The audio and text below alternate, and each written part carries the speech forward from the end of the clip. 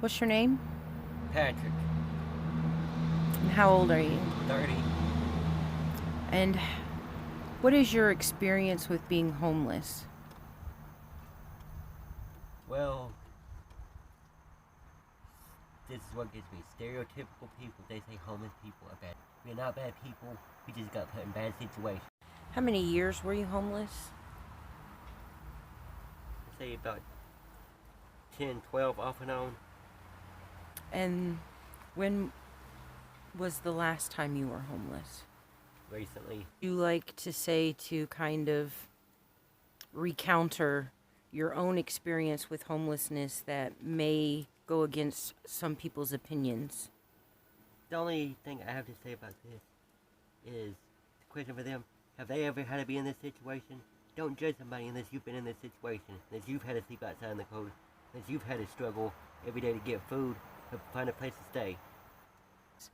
What are some of the things that you personally have had people tell you because you've been homeless? They say that homeless people are basically animals, that we deserve to sleep outside, and that we are nothing but drug addicts and drunkies and will never amount to nothing, and that all homeless people are criminals. Like I said, a lot of us are just good people that have fallen on hard times. Have you ever turned to drugs? Plenty of times, I will admit, I have. But that's just because people think we are homeless because we do drugs. No, the reason why we do drugs is because we're homeless and we have to find some way to cope with the stress of everyday life, trying to find a place to stay, trying to keep warm at night, dealing with people that are judgmental toward us. So, can you tell me what organizations have provided kind of help or assistance to you while you were homeless? There's only one, and that's Hunger First. There's only one place that cares about the homeless, and that's Hunger First. And that's why the city gives them such a hard time about it, because they're actually trying to make a difference. When you say they're actually trying to make a difference, what kind of things do they do to make a difference? Give people food, clothing. They even have given homeless people a place to stay. Like, if it wasn't for that, a lot of people would have froze to death. A lot of people would have starved to death. What about not just the city, but the populace, the actual society in the city? How do they treat you?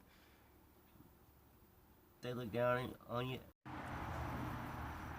They view us as low lives, that we are basically scumbags with no values, no morals, and that we would never amount to anything. But just to tell y'all, that ain't true. So when you're homeless, how do you go about finding food for the day? Well, I mean, there are churches that serve, but they don't take it. They only serve 3 times a day. Like, Shades of Grace serves at 10 in the morning, Salvation Army serves at noon, and then the 3:30 church now rarely serves at 3 o'clock, 3:30, Monday through Friday. But they don't take into consideration what happens 9, 10, 11 o'clock at night when you're hungry. Like, yeah. A bit about the things that you do enjoy. I am a die-hard history buff, especially when it comes to the Civil War, and I eventually went to pursue a career in that topic. History is my passion and my life, and that's what I want to do. So sometimes homeless people stick together in camps and communities or, staying maybe at someone else's place, kind of just grouped in. Do you have much experience with? Yes, yes, I do. I've been in that situation where it could be 10, 15, 20 people camped in one apartment or one house, and it's because we realize that we are a close-knit family and that there's safety in numbers, and that's why the city don't want no place open for the homeless, is because they know that if we are separated, they can more easily pick us off. So it sounds like it can get pretty scary, maybe even be like intimidating being in public. Yes, it can.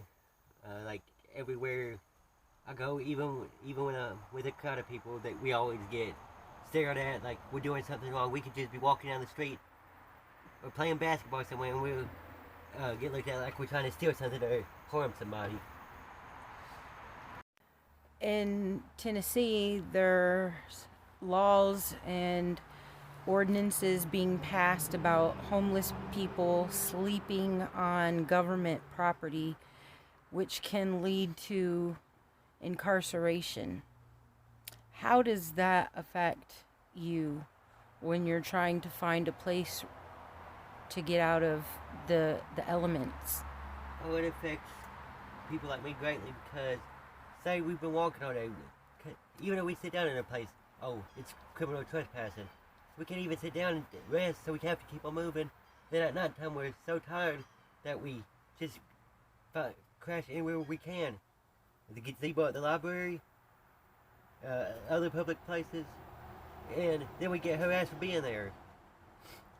The city ones that sleep outside like animals, then they can't get on to us for sleeping at these public spots. Do you see other acts of violence against homeless people here in our town? Most definitely, especially when it comes to police on homeless encounters. They shoot first, ask questions later. Like, they think we're criminals, so they'll treat us like criminals without even knowing us, basically. So they think they can hunt us down and treat us however they want. Now, were you at Hunger First when people were driving by with the BB guns and the paintball guns and shooting at?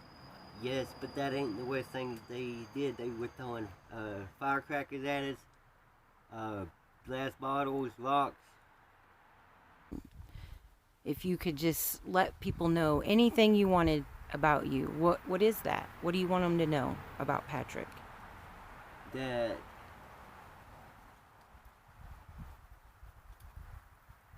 I am a positive person, like this homeless situation. I stand for Mike Gillis and Hunger First because they are doing a good job, and the police in the city of Kingsport needs to leave Hunger First alone because Hunger First is not quote unquote a drug house and a whorehouse. They are actually doing good for the community.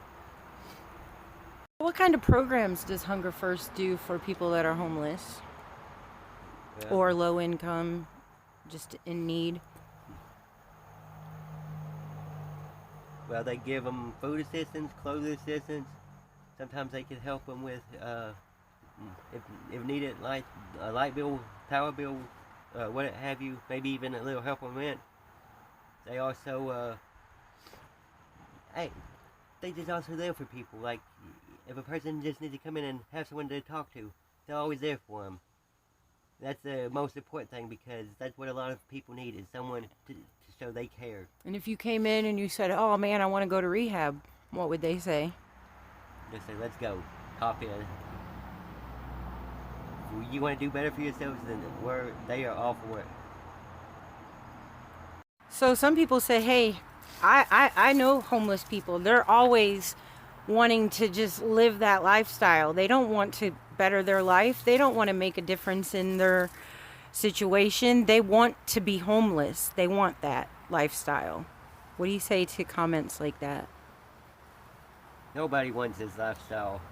Like I said, we were not always homeless and will not always be homeless. We just got put in bad situations, but we're struggling, but we'll eventually get through it.